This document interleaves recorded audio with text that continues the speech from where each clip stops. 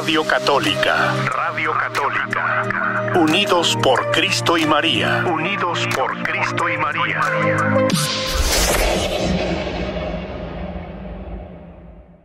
Esta mañana de día jueves, ha amanecido un poco fría la mañana, pero gracias a Dios, aquí estamos de nuevo, ¿verdad? Esta mañana he comenzado mi día asistiendo a la misa de este día, ya que este día, pues aquí en San Estanislaos, se ofreció la misa por el eterno descanso de mi papá en el día de su aniversario. Hoy cumple 8 años de que yo lo vi nacer a la vida eterna, ¿verdad? Estuve con él en el momento en que murió y lo pude ver nacer a la vida eterna. Para mí me dio una gran paz y una gran alegría, así como cuando experimenté el ver nacer a mis hijos y poderles cortar el cordón umbilical, así también el poder ver nacer a mi papá hacia la vida eterna fue una gran alegría y gozo y lleno de mucha paz por esa bendición que el Señor me regaló. Un dato curioso con la muerte de mi papá, fíjese que en el certificado de nacimiento, en la partida de nacimiento de mi papá, dice que nació el 1 de septiembre. Mas, sin embargo, nosotros toda la vida le celebrábamos su cumpleaños el 31 de agosto, un día antes. Entonces, en la partida de nacimiento, por un error que hubo, la registraron un día después. Pues fíjese que para la hora de su muerte, él murió enero 19, pero el certificado de defunción aparece como enero 20. Miren lo curioso, tanto en su nacimiento como en su muerte, quedó los certificados oficiales un día desfasados, ¿verdad? Qué curioso. Tenemos alguien en la línea que quiere saber del libro que estaba mencionando en la semana pasada del Papa Benedicto XVI. Sí, ese es el libro con que vamos a comenzar esta mañana. Es una carta encíclica. La carta encíclica se llama Dios es amor. Dios es amor. Dios es amor. Para los que nos están viendo por medio de Facebook, la estoy mostrando en la pantalla. Esta yo la imprimí porque yo la bajé de la del internet y yo la imprimí. Son 40 páginas las que tiene. Entonces, esta es la que vamos a comenzar el día de hoy, ¿verdad? Entonces, mis queridos hermanos, en este programa compartiendo la fe, tomando café, así es que prepárese su cafecito, prepárese su chocolate, su té, su agua, su vasito de leche, aquello que usted va a compartir con nosotros para que podamos compartir nuestra fe tomando café con el diácono José. Vamos a ver ahí por el teléfono como que todavía hay alguna pregunta. ¿Cómo se llama? Dios es amor. Dios es amor. Es la carta encíclica del Papa Benedicto XVI, que es la que vamos a comenzar a leer el día de hoy. No sé cuánto tiempo nos va a tomar, pero vamos a irla leyendo, la vamos a ir meditando, vamos a ir viendo qué es lo que nos dice el Papa Benedicto. Fíjense, no es del Papa Francisco, es del Papa Benedicto XVI. De ahí es donde estamos sacando esta encíclica, que es la que tenemos para el día de hoy. Y comenzamos, fíjese, dice la carta comienza, Deus caritas est, quiere decir Dios es amor. Ya voy a explicar por qué los nombres de las cartas y cosas así se escriben siempre en latín. Fíjese, todos los documentos que escribe el Vaticano se escriben primero en latín y del latín se traducen a los demás idiomas. ¿Por qué el latín? ¿Quién habla latín en esta época? Ya nadie habla latín. ¿Por qué? El latín es un lenguaje muerto, ¿verdad? precisamente porque es un lenguaje muerto, es el lenguaje en que el Vaticano escribe primero. ¿Por qué? Porque es un lenguaje que ya no va a cambiar. Lo que significa hoy va a significar dentro de 500 años exactamente lo mismo. Por eso es que escriben en latín primero. ¿Por qué? Yo les aseguro que ustedes en el transcurso de nuestra vida, yo en el transcurso de mi vida, he visto palabras nuevas en el lenguaje español. He visto palabras nuevas en el lenguaje inglés. Por ejemplo, no solo palabras nuevas, pero palabras que significan diferentes cosas en diferentes países, en diferentes culturas. Si yo le digo, por ejemplo, tengo mucho frío porque se me olvidó la chumpa. Ve la reacción, chumpa, le da risa.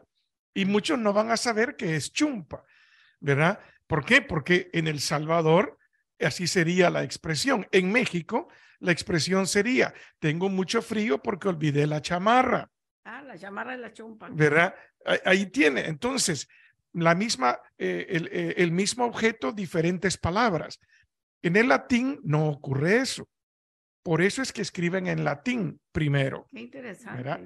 Entonces, el nombre de las cartas reciben las primeras palabras de la carta.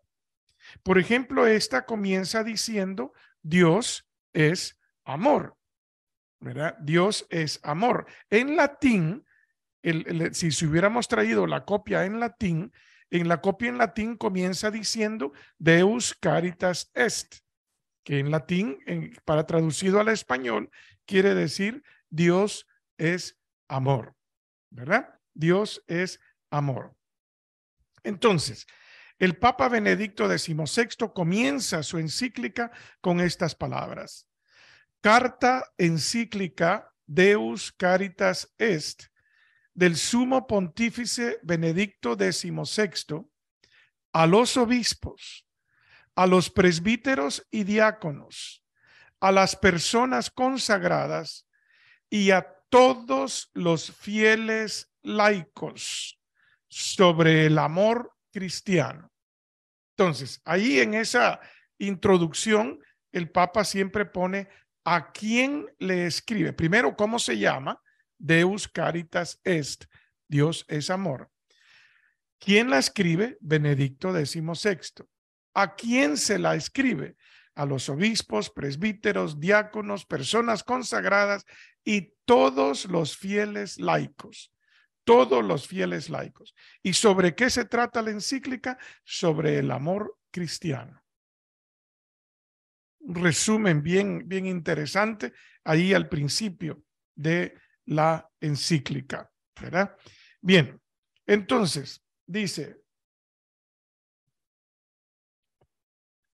Dios es amor y quien permanece en el amor permanece en Dios y Dios en él.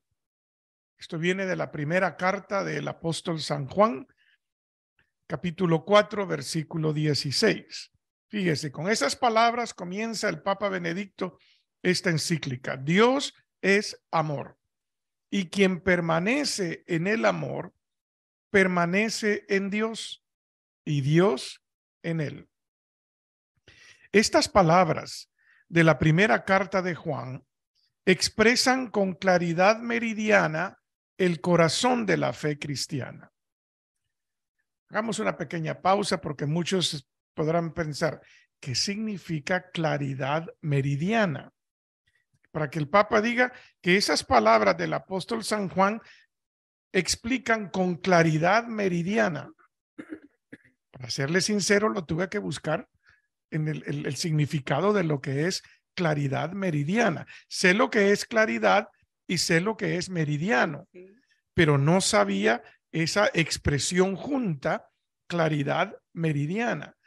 Pues lo que encontré es que la claridad meridiana la define la Real Academia de la Lengua Española como algo sumamente fácil de entender. Fíjese, algo sumamente fácil de entender. Entonces, el Papa nos dice, esas palabras de la primera carta de San Juan expresan de una manera fácil de entender el corazón de la fe cristiana y define la fe cristiana como la imagen cristiana de Dios y también la consiguiente imagen del hombre y de su camino. Pero más bien dicho, define pues lo que está queriendo decir esas palabras. La imagen cristiana de Dios y también la consiguiente imagen del hombre y de su camino.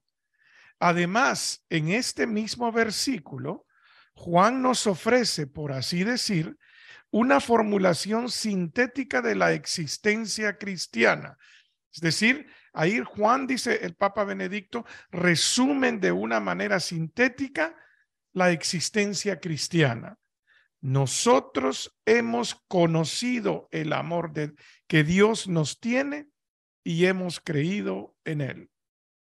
Ese es el párrafo con que inicia el Papa esta encíclica Dios es amor. Esto que viene, hoy que la estoy releyendo esta carta y después de que ya leí también la primera del Papa Francisco, Dios es la alegría del Evangelio, la alegría del Evangelio. El Papa Francisco hace referencia a esto que viene ahorita aquí del Papa Benedicto. Hemos creído en el amor de Dios. Eso dice el Papa que resume, ¿verdad? En la fe.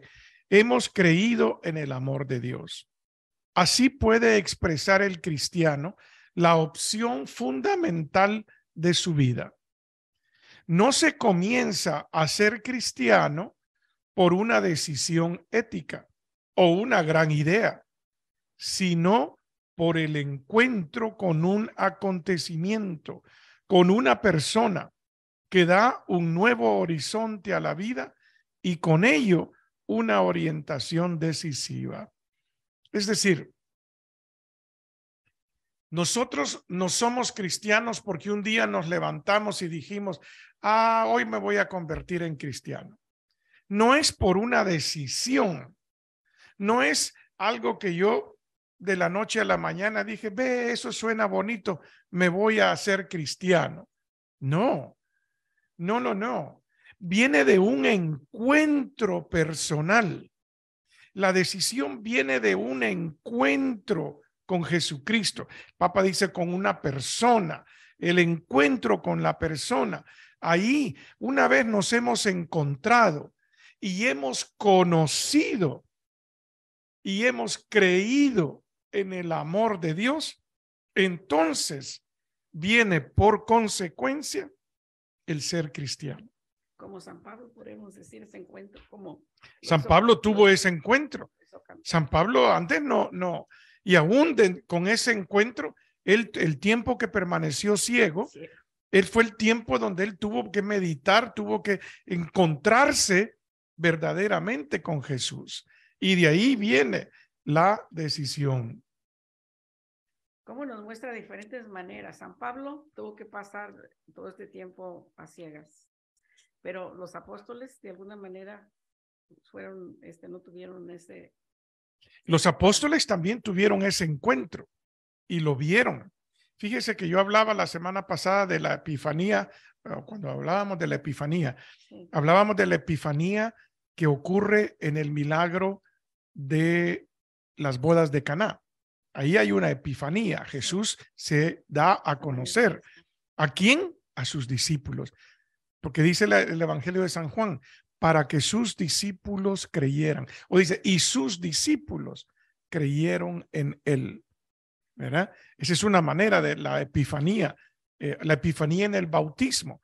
Cuando Jesús sale del agua y se oye la voz que dice, este es mi hijo muy amado, en quien tengo mis complacencias, la epifanía al pueblo judío. En estos días que estuvimos escuchando este evangelio, San Juan Bautista tiene él ve cuando el Espíritu Santo desciende como En forma de paloma, sí. Entonces él mismo declara, he ahí el Cordero de Dios que quita el pecado del mundo. Pero yo me pregunto, cuando fue apresado y le manda a sus discípulos preguntarle, ¿eres tú al que o tenemos que esperar a otro? Pues yo me imagino que Juan, como un ser humano, igual que nosotros, pasamos por momentos de dudas. ¿Sería?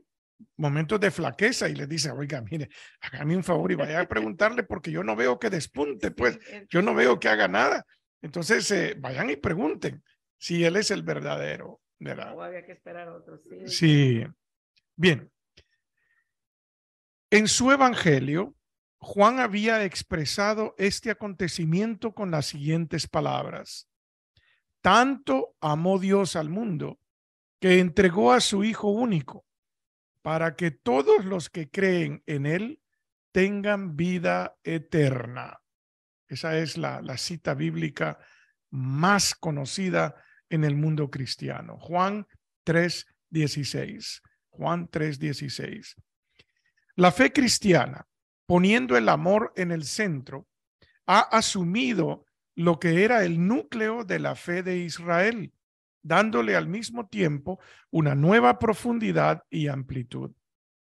En efecto, el israelita creyente reza cada día con las palabras del libro del Deuteronomio, que, como bien sabe, compendían el núcleo de su existencia.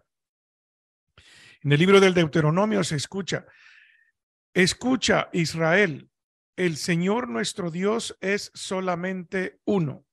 Amarás al Señor con todo tu corazón, con toda tu alma, con todas tus fuerzas.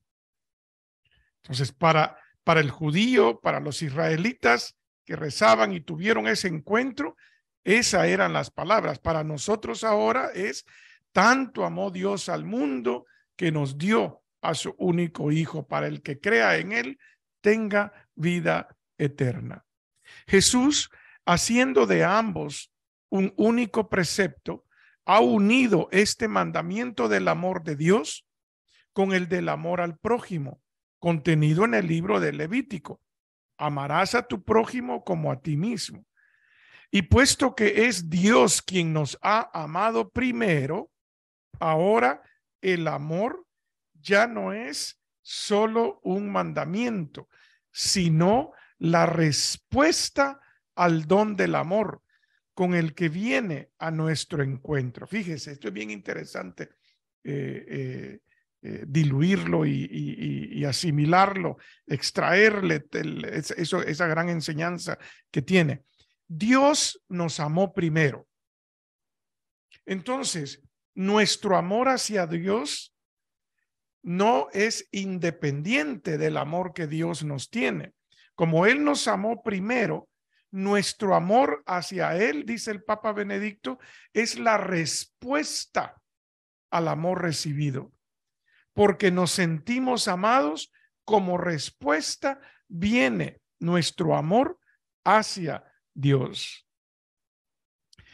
En un mundo en el cual a veces se relaciona el nombre de Dios con la venganza o incluso con la obligación del odio y la violencia, este es un mensaje de gran actualidad y con un significado muy concreto.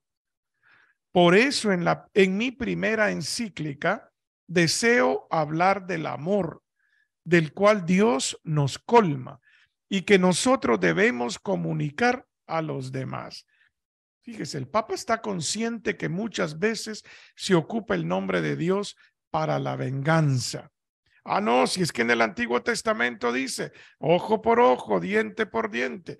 Oiga, a mí me encanta muchísimo como compositor, un gran compositor mexicano que de la época de oro, José Alfredo Jiménez. José Alfredo Jiménez, un gran compositor. Bueno, hay una canción que aquellos que les gusta la venganza, que aquellos que andan buscando vengarse de otra persona, cantan esa canción que dice: qué bonita es la venganza cuando Dios nos la concede. Oiga, Dios nunca nos va a conceder una venganza. ¿Por qué? Porque Dios es amor. Dios es amor. Y por eso el Papa Benedicto dice que él quiere comenzar su pontificado, o sea, su tiempo como Papa, hablándonos acerca del amor de Dios, de que Dios es amor. Quedan así delineadas las dos grandes partes de esta carta, íntimamente relacionadas entre sí. La primera, es decir, la primera parte de esta carta, tendrá un carácter más especulativo, puesto que en ella quisiera precisar, al comienzo de mi pontificado, algunos puntos esenciales sobre el amor que Dios, de manera misteriosa y gratuita, ofrece al hombre y a la vez la relación intrínseca de dicho amor con la realidad del amor humano. O sea, la primera parte de esta carta nos va a hablar de esa manera misteriosa y gratuita con la que Dios nos ama y cómo se relaciona eso con la realidad al amor humano. La segunda parte tendrá una índole más concreta, pues tratará de cómo cumplir de manera eclesial el mandamiento del amor al prójimo. La primera parte, cómo se relaciona el amor de Dios con el amor humano. Y la segunda parte, cómo podemos nosotros cumplir de manera eclesial, de manera como iglesia, el mandamiento al amor al prójimo. El argumento es sumamente amplio. Sin embargo, dice el Papa Benedicto, el propósito de esta encíclica no es ofrecer un tratado exhaustivo, es decir, un tratado completo que ya nunca va a haber ninguna duda, sino, dice, mi deseo es insistir sobre algunos elementos fundamentales para suscitar en el mundo un renovado dinamismo de compromiso a la respuesta humana, de un compromiso en la respuesta humana al amor divino. Es lo que el Papa pretende, darnos fundamentos de cómo responder al amor divino con el amor humano, ¿verdad? Esa es la introducción a esta encíclica. Si tienen alguna pregunta, amigos, recuerden, tienen el medio del Facebook para poder poner ahí sus preguntas, o pueden llamar por teléfono al número de cabina. Claro que sí, nos puede llamar al 209-525-2317. 225. 225-2317. Es que le oí 5. Oh, 225-2317.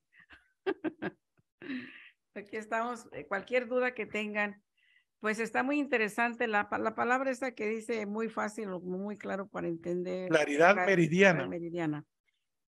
Fácil de entender. Que es algo sumamente fácil. Completa, sí. Claridad meridiana. Claridad meridiana, así. Es lo que... Sí, y de las definiciones que encontré decía, por ejemplo, una frase: lo elogian por la claridad meridiana de sus discursos. ¿Verdad? Es decir, que son fáciles de entender. Refiriéndose a la carta de San Pablo. Sí, refiriéndose a la carta de Juan, del apóstol San Juan. San Juan, perdón. Del apóstol San Juan. Sí. ¿Verdad? Sí, bien. Pues... Primera parte, la unidad del amor en la creación y en la historia de la salvación. Comienza el Papa Benedicto definiendo lo que él llama un problema de lenguaje. Vamos a ver, un problema de lenguaje. El amor de Dios por nosotros es una cuestión fundamental para la vida y plantea preguntas decisivas sobre quién es Dios y quiénes somos nosotros. A este respecto, nos encontramos de entrada ante un problema de lenguaje. El término amor se ha convertido hoy en una de las palabras más utilizadas y también de las palabras que más se abusa, a la cual damos acepciones totalmente diferentes. Ahora, la palabra amor se ocupa de tantas maneras, con tantos significados, que la palabra, ese es el problema del lenguaje a que se refiere el Papa. Aunque el tema de esta encíclica se concentra en la cuestión de la comprensión y la praxis del amor, en la Sagrada Escritura y en la tradición de la Iglesia, no podemos hacer caso omiso del significado que tiene este vocablo, es decir, esta palabra, en las diversas culturas y en el lenguaje actual. Es decir, que aunque nos vamos a enfocar de lo que es el amor en la Sagrada Escritura y en la tradición de la Iglesia, no se puede ignorar esa diversidad de significados y del abuso que se ha hecho de la palabra amor. En primer lugar, recordemos el vasto campo semántico de la palabra amor. Se habla de amor a la patria, de amor a la profesión o el trabajo, de amor entre amigos, de amor entre padres e hijos, entre hermanos y familiares, del amor al prójimo y del amor a Dios, del amor al equipo de fútbol, del amor a una canción, del amor, ¿qué otras maneras podríamos decir? Un cantante famoso. ¿Verdad? Del amor a un cantante, del amor a un artista, a un actor, del amor a mi carro. Ay, Dios mío, conozco personas que le tienen tanto amor a su carro que una rayita que le hagan al carro y es el fin del mundo para ellos. Pues el amor a las cosas materiales. El Papa nos habla de que hay tantas definiciones que la gente ocupa la palabra amor para referirse a todas esas cosas. Sin embargo, dice, en toda esta multiplicidad de significados destaca como arquetipo, es decir, como un tipo por excelencia, el amor entre el hombre y la mujer. Entre el hombre y la mujer, en el cual intervienen inseparablemente el cuerpo y el alma, en el que se le abre al ser humano una promesa de felicidad que parece irresistible, en comparación del cual palidecen a primera vista todos los demás tipos de amor.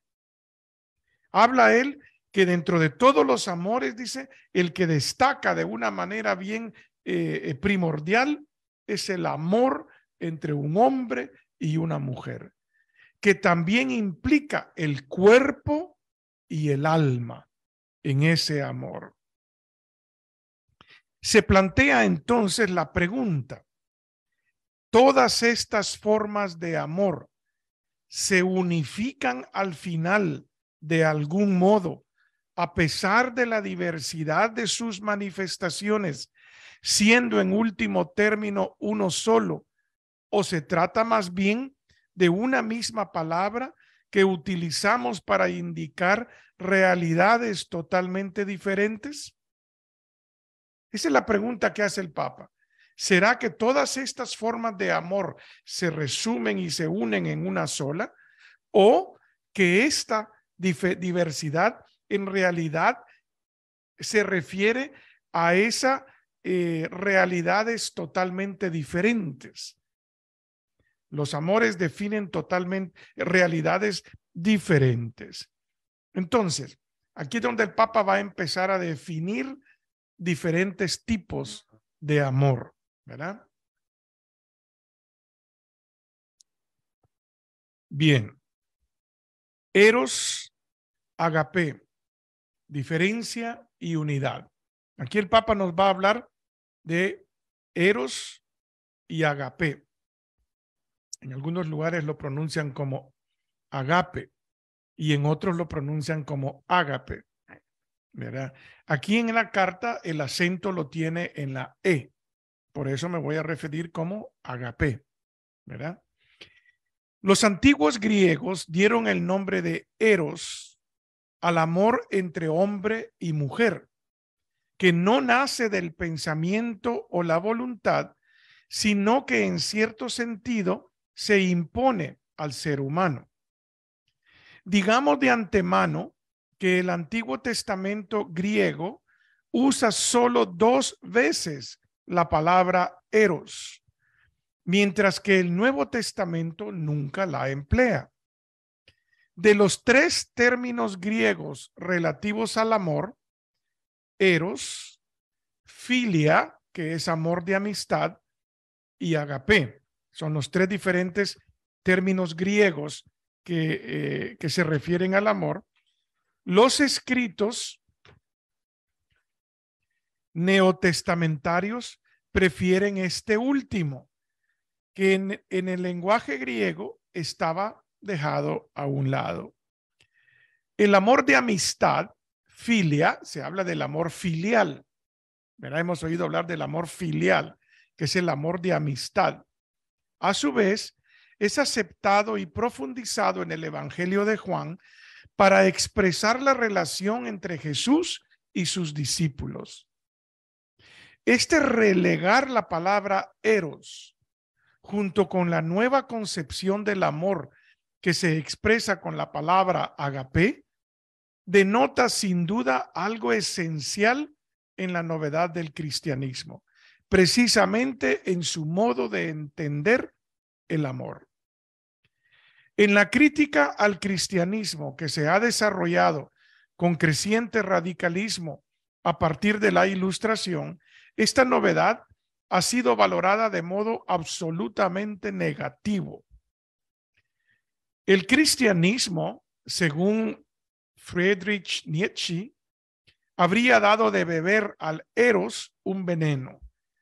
Es decir, el eros, de ahí viene la palabra erótico, ¿verdad? El eros es como que se le echó veneno y se dejó a un lado esa palabra, ¿verdad? Es lo que dice el Papa y lo que me imagino que ha de haber sido algún filósofo alemán. Dice, habría dado de beber al eros un veneno, el cual, aunque no le llevó a la muerte, le hizo degenerar en vicio. El filósofo alemán expresó de este modo una apreciación muy difundida. La Iglesia, con sus preceptos y prohibiciones, ¿no convierte acaso en amargo lo más hermoso de la vida? ¿No pone quizás carteles de prohibición precisamente ahí donde la alegría predispuesta en nosotros por el Creador nos ofrece una felicidad que nos hace pregustar algo de lo divino? Pero, ¿es realmente así? El cristianismo ha destruido verdaderamente el eros. Recordemos el mundo precristiano. Los griegos, sin duda, análogamente a otras culturas, consideraban el eros, ante todo, como un arrebato, una locura divina que prevalece sobre la razón, que arranca al hombre de la limitación de su existencia y en quedar estremecido por una potencia divina le hace experimentar la dicha más alta. De este modo, todas las demás potencias entre el cielo y la tierra parecen de segunda importancia. Omnia vincit amor, dice Virgilio en las bucólicas, el amor todo lo vence. Y añade, et nos sedamus amori, rindámonos también nosotros al amor. El amor todo lo vence, venzámonos nosotros también al amor. En el campo de las religiones, esta actitud se ha plasmado en los cultos de la fertilidad, entre los que se encuentra la prostitución sagrada que se daba en muchos templos. El Eros se celebraba, pues, como fuerza divina, como comunión con la divinidad. A esta forma de religión, como una fuerte tentación, contrasta con la fe en el único Dios. El Antiguo Testamento se opuso con máxima firmeza, combatiéndola como perversión de la religiosidad. No obstante, en modo alguno, rechazó con ello el Eros como tal, sino que declaró guerra a su desviación destructora, puesto que la falsa divinización del Eros que se produce en esos casos lo priva de su dignidad divina y lo deshumaniza. En efecto, las prostitutas que en el templo debían proporcionar el arrobamiento de lo divino no son tratadas como seres humanos y personas, sino que sirven solo como instrumentos para suscitar la locura divina. En realidad no son diosas, sino personas humanas de las que se abusa. Había pues en esa época mujeres que llegaban a los templos griegos a proporcionar servicios sexuales para explotar el eros, que se consideraba esa atracción divina. Una cierta pasión. Sí, por eso el eros ebrio e indisciplinado no es elevación, éxtasis hacia lo divino, sino caída, degradación del hombre. Resulta así evidente que el eros necesita disciplina y purificación para dar al hombre no el placer de un instante, sino un modo de hacerle pregustar en cierta manera lo más alto de su existencia, esa felicidad a la que tiende todo nuestro ser. Como vemos en esta parte, el Papa Benedicto XVI está tratando de redefinir para nosotros lo que verdaderamente significa la palabra eros, que es de donde deriva la palabra erotismo, erótico, ¿verdad? En estas rápidas consideraciones sobre el concepto de eros en la historia, en la actualidad sobresalen claramente dos aspectos. Ante todo, que entre el amor y lo divino existe una cierta relación. El amor promete infinidad, eternidad, una realidad más grande y completamente distinta de nuestra existencia cotidiana. Pero al mismo tiempo, se constata que el camino para lograr esta meta no consiste simplemente en dejarse dominar por el instinto. Hace falta una purificación y maduración que incluyen también la renuncia. Esto no es rechazar el eros ni envenenarlo, sino sanearlo para que alcance su verdadera grandeza. Esto depende ante todo de la constitución del ser humano, que está compuesto de cuerpo y alma. El hombre es realmente el mismo cuando el hombre es realmente el mismo cuando cuerpo y alma forman una unidad íntima.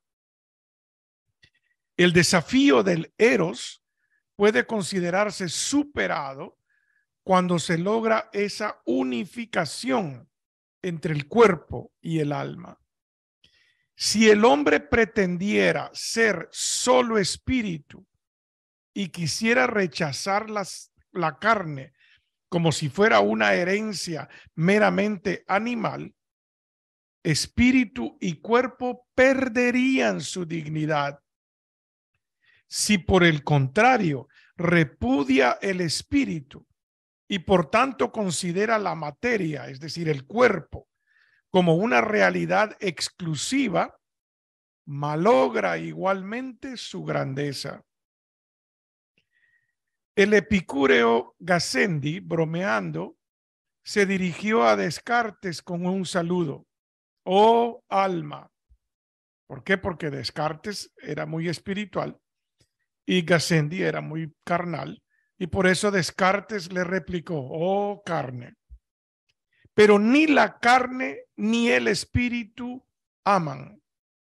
Es el hombre, la persona, la que ama como criatura unitaria, de la cual forman parte el cuerpo y el alma. Solo cuando ambos se funden verdaderamente en una unidad, el hombre es plenamente él mismo. Únicamente de este modo, el amor, el eros, puede madurar hasta su verdadera grandeza. Solamente así puede madurar hasta su verdadera grandeza el eros. Bien, mis hermanos, todavía vamos en los principios de la carta encíclica, pero me gustaría saber, pues, si tienen alguna pregunta, si tienen alguna cosa donde, alguna, pues, duda, algún comentario, ya sea que nos llame o que nos escriba por medio de Facebook. Claro. ¿Verdad? Sí. Vamos a hacer una pausa para que tomemos cafecito, pues, para darles oportunidad a que llamen. Si no, pues vamos a leer un párrafo más y con eso vamos a terminar el día de hoy para continuar a la próxima semana. Pero ojalá que logren llamar. ¿Usted, María, algún comentario, algo? No, yo estaba pensando que a veces comparando las diferentes maneras de amar, en la carta de San Pablo a los Corintios nos da una definición de lo que es el amor, ¿no? El amor perdona todo. Y usted, como dice usted, la palabra amor se ha abusado mucho de ella, que a veces no realmente amor lo que uno llama amor. Pero al hablar del amor eros, a veces lo toma uno como algo malo, porque se habla del erotismo, pero ahí está pues la definición de depurar esa palabra, que realmente es el amor de entrega de la pareja, pero debe haber esa definirse para los matrimonios, pues. Sí, ¿no? Sí, habla el Papa de que de todas las expresiones de amor, la del hombre y la mujer es la que sobresale. Y la palabra eros, que es lo que nos está definiendo el Papa, y aún falta, porque lo que falta sobre esta palabra para que el Papa nos dice es muy interesante. Creo que más adelantito vamos a escuchar que dice el Papa, que el problema es que esta palabra eros se ha prostituido. Sí. Se ha prostituido la palabra, pero que la palabra en sí, erotismo en sí, el eros en sí, es esa expresión, es esa necesidad tan grande que existe entre Dios y el hombre y Dios. Dios nos ama tanto que rebosa del eros por nosotros y que nosotros también debemos de rebosar de ese eros hacia Dios, del mismo eros que existe entre esposo y esposa, así de esa misma relación, esa intensidad del amor, la que Dios nos tiene a nosotros. Imagínense, ¿cómo no será esa intensidad tan grande que nos mandó a su único hijo? Así es. Será también porque como la palabra eros más bien viene también de las prácticas que sean los griegos, que podemos llamar aquellas mujeres eran prostitutas sagradas que tenían relaciones y así le daban culto al Dios. Sí, que ellos sí, o sea, viene de muchas partes, pues, y sobre todo en nuestra época, en la época de los griegos, en la época antigua, pues eran esas costumbres como usted menciona, las prostitutas en los templos. Pero en nuestra época, ¿quiénes son los que prostituyen la palabra eros? Hollywood. Claro. Hollywood, con todas esas películas donde el erotismo es únicamente para un placer sexual instantáneo y que dura un instante nada más. No es algo para una eternidad, para toda la vida, sino que el erotismo con que nos quiere vender la industria cinematográfica en todos los países, porque hoy hasta en México se producen películas con erotismo prostituido, ¿verdad? Es que nos quieren dar a conocer como que el erotismo es únicamente ese placer sexual de un momento. Ese es el problema de nuestra época, el que continúan prostituyendo la palabra eros. Pues la cosa es de que todo esto ha causado mucho daño en la juventud, porque ahora las parejas no se ven como las parejas de antes, que se preparaban con un fin de formar una familia y que se guardaban uno para el otro. Ahorita tienen múltiples parejas antes del matrimonio, tanto el hombre como la mujer. Ya no se preservan para el matrimonio. No, ya no. Otra cosa, hablando de quienes prostituyen todo esto, yo a veces me admiro de cómo la gente puede escuchar ciertos cantantes donde su música denigra a la mujer, pone a la mujer únicamente como un objeto sexual. Pero ahí está la gente que llena los estadios, llena los teatros cuando esta gente se presenta. Y digo yo, ¿cómo es posible? Si en esta época, sobre todo cuando hablamos de la dignidad de la mujer, ¿cómo es posible que continúen? No. Y que ya la mujer no lo vea como algo que le afecte a ella. Salió un video de un rapero que viene caminando y trae a una mujer como si fuera un perro, caminando así en cuatro, con un collar, y habla, no sé, grosería y media. Y eso no le afecta a la juventud ahora, a las mujeres tampoco les afecta. ¿Por qué? Porque se han ¿cómo que se llama? Desintetizado, no, que ya no tienen sentimiento, pues ya no les da, ya no sienten, ese es el problema, que ya esas cosas las miran tan normales que ya no les ocasiona ningún sentimiento, no les da ninguna, ni pudor, ni vergüenza, ni nada. Ahí es donde está el problema, que tanto, fíjese, por eso el dicho, tanto va el cántaro al pozo que termina quebrándose. Tanto nos han bombardeado con todas estas cosas que terminamos quebrándonos en nuestros sentimientos y viendo lo normal. Ahora lo mismo le da al muchacho meter a su novia a pasar la noche a su casa sin respetar ya la casa de sus padres, que antes uno la veía como casa sagrada o tenían más delicadeza a los papás. Y ahora está pasando todo esto, mucho libertinaje. Demasiado libertinaje, demasiada.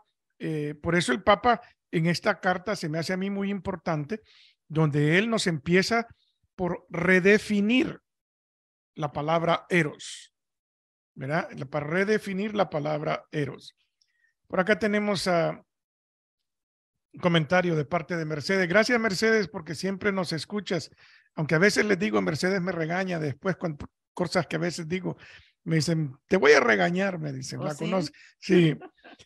Gracias, Mercedes. Dice, me acabas de recordar de una canción que dice, el amor siendo humano tiene algo de divino, que amar no es un delito porque hasta Dios amó, ¿verdad? También de la época de oro, de las canciones. De las canciones bonitas. Sí, de las canciones bonitas.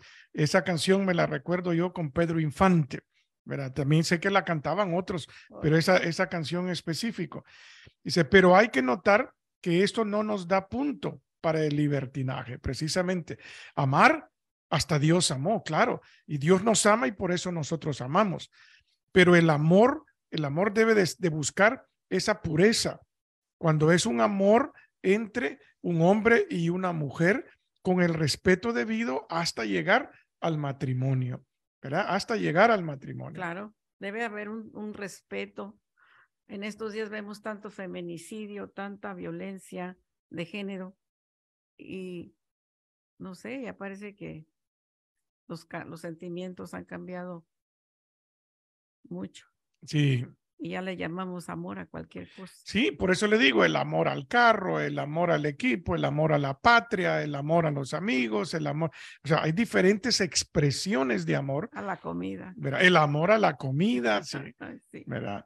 Así es que son las cosas que por eso me parece a mí muy importante que hayamos decidido pues explorar esta carta del Papa Benedicto XVI para que vayamos nosotros entendiéndola. Pero si usted no la ha leído todavía, bueno, pues entonces, y dígale a sus amigos que los jueves vamos a estar compartiendo esta carta para que vayamos leyéndola y vayamos aprendiendo sobre el amor, ¿verdad? En las tres diferentes expresiones, las tres diferentes palabras griegas que expresan el amor: eros, filis y agape, ¿verdad? Son las diferentes palabras que el Papa Benedicto va a comenzar o más bien dicho, a explorar y a tratar de definir para nosotros en la primera parte.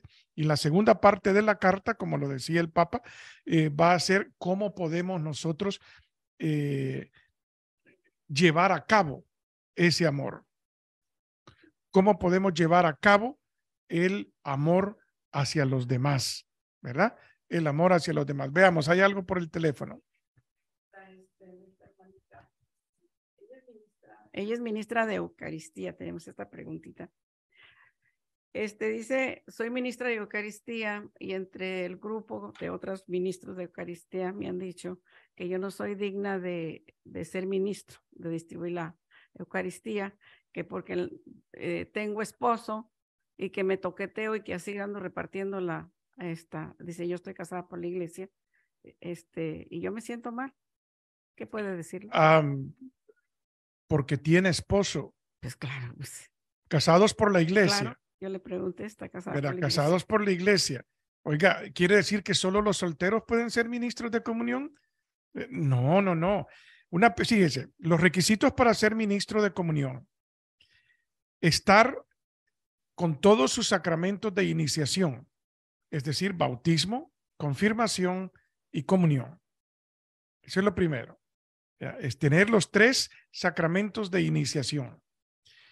Luego, si la persona, vivir una vida congruente con la fe, es decir, vivir su vida de acuerdo a la fe. Si usted está soltero, pues vivir como soltero, manteniéndose sin relaciones íntimas con nadie. No es celibato la palabra que andaba buscando, se me escapó. ¿Abstinencia? La abstinencia, sí. No, pero hay otra palabra parecida al celibato, pero el celibato es el de los sacerdotes. Se me escapó la otra palabra, pero bueno, que usted viva si usted tiene su vida de soltero, ¿verdad? Que usted viva su castidad. Castidad. Sí. Que usted viva su castidad de soltero. Si usted está casado, viva su castidad de casado. Castidad en el matrimonio no quiere decir abstinencia. Castidad en el matrimonio no quiere decir abstinencia. Castidad en el matrimonio quiere decir una relación íntima únicamente entre los esposos, no con nadie más. Claro. ¿Verdad? Entonces, a lo que coquetea, no sé a qué se refieren. Yo le coqueteo a mi esposa me coquetea a mí. Entonces, ¿qué hay de malo? Estamos casados. De tocar. De tocar. Ajá. De tocar. Sí, que la toque su esposo y que así vaya ya a dar la comunión. Oiga, la relación íntima entre hombre y mujer dentro del matrimonio es el regalo más hermoso que Dios le ha dado al matrimonio. Claro que en el matrimonio debe de haber intimidad. Claro que en el matrimonio debe de haber esa relación de esposo y esposa. Si es ahí donde precisamente Dios les ha dado ese regalo, que además de ser un regalo para la unión matrimonial, es un regalo para la procreación de los hijos. Transmitir vida. ¿Verdad? Entonces, eso es lo que le puedo decir. ¿Verdad? Eso es lo que le puedo decir. Bueno, mis hermanos, vamos a continuar la próxima semana, el próximo jueves, leyendo esta carta. Voy a marcar aquí donde nos quedamos y aquí le voy a poner la fecha, hoy es enero 19. Enero 19. Ahí le pongo ya la marca para que así la próxima semana, próximo jueves, vamos a continuar leyendo esta carta y platicando, pues, compartiendo la fe, tomando café con el diácono José. Este próximo martes, mis queridos hermanos, en el Camino de la Oración, el programa de las 9, no voy a estar con ustedes. Como les dije este martes pasado, tengo una colonoscopía, un procedimiento médico que me van a hacer el martes, y es a las 8:30 tengo que estar en el hospital, entonces no voy a poder estar con ustedes este próximo martes. El jueves, primero Dios, sí, ya voy a estar de regreso con ustedes y vamos a continuar con esta carta de Dios es amor, ¿verdad, ojalá, mis queridos hermanos? Está muy interesante y ojalá que para la próxima semana tengan más preguntitas que son muy importantes, especialmente para la familia, la pareja, ¿verdad? Sí, sí, claro que sí. Lupita, muchísimas gracias por esa rosa que nos manda y me imagino el saludo. Muchas bendiciones para usted también. Gracias a todos los que nos escucharon por medio del Facebook, por medio de la radio del Ministerio Católico Unidos por Cristo y María. Recuerden siempre que este es un ministerio dedicado a la proclamación del evangelio, a llevar el evangelio. Evangelio quiere decir buena noticia, llevando la buena noticia del amor de Dios a todos los lugares donde la tecnología nos lleva en estos tiempos. Con esto, mis queridos hermanos, nos vamos a despedir esta mañana, ¿verdad? Para poder continuar nuestro hermoso día. Que el Señor esté con ustedes. Y con su espíritu. La bendición de Dios Todopoderoso, Padre, Hijo y Espíritu Santo descienda sobre ustedes y permanezca para siempre. Radio Católica, Radio Católica. Unidos por Cristo y María. Unidos por Cristo y María.